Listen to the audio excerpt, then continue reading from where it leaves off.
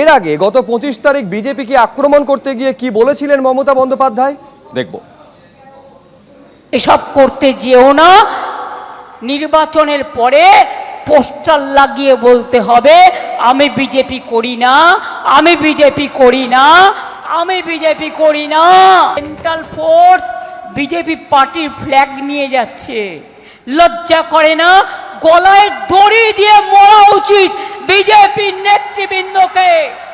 আমি central ফোর্সকে respect করি, কিন্তু আমি দেখেছি কাল বাঁকুড়ায় বিজেপির ফ্ল্যাগ নিয়ে যাচ্ছে। কোনোদিন যা হয়নি কমপ্লেন হয়েছে। মধু আর বিধু হয়েছে দুই ভাই, যত পারো চক্রান্ত তাই করে তাই। আর যদি মনে করে বাইরে থেকে এজেন্সি এনে ছাপ্পা করবে, মা বোনদের বলবো যে রাধে সে চুলো বাঁধে।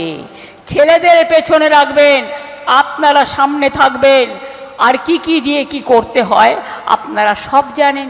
একদিকে বিজেপি নেতাকর্মীদের উদ্দেশ্যে মমতা বন্দ্যোপাধ্যায় হুঁশিয়ারি দিচ্ছেন এমন অভিযোগ, তার পাশাপাশি কেন্দ্রীয় বাহিনীর বিরুদ্ধেও কিন্তু একেবারে মমতা বন্দ্যোপাধ্যায়ের আক্রমণাত্মক মনোভাব উস্কানি দিচ্ছেন এমন অভিযোগ। এবার শুভেন্দু অধিকারী তিনি অভিযোগ করছেন জাতীয় নির্বাচন কমিশন যেন ব্যবস্থা নেয় অবিলম্বে।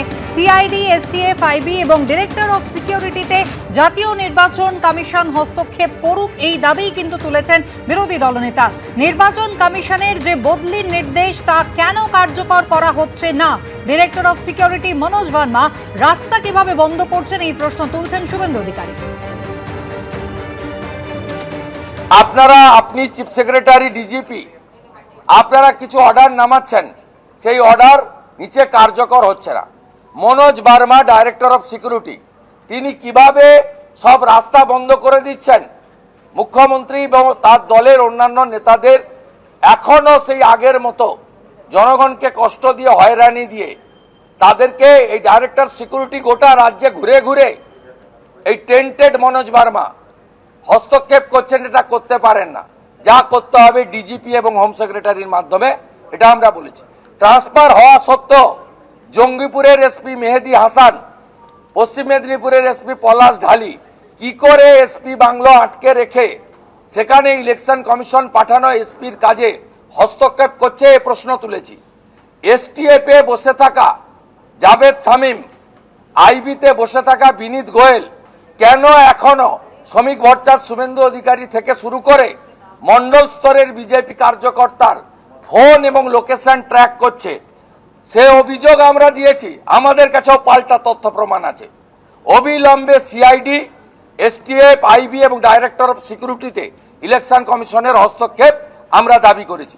এমসিসি চলাকালীন পশ্চিম মেদিনীপুর, পশ্চিম পাঁশকুড়ার বিজেপি প্রার্থী সিন্টু সেনাপতিকে সিআইডি ডাকে কিভাবে?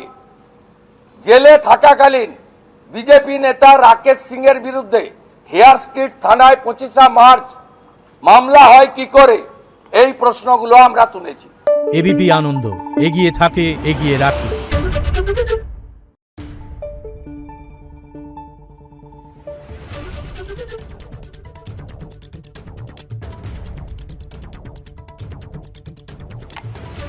Thank you.